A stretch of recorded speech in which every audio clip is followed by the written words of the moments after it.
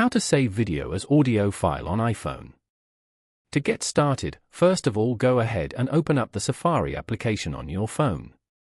Safari is the default web browser on iPhones, developed by Apple.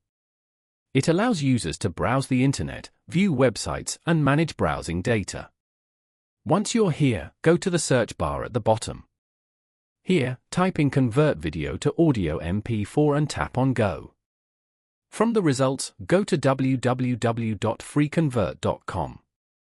On this page, tap on Choose Files. Then, tap on From Device. Here, select Photo Library. You can choose videos from your camera roll over here. Select the video you want to convert from here. Then, tap on Add at the top right corner. Now, tap on Convert. Wait for the video to upload and then tap on Download below. Tap on Download again to confirm. You have now successfully downloaded this video as an audio file. Go to Downloads to view the file. Following these steps, you can easily save video as audio file on iPhone.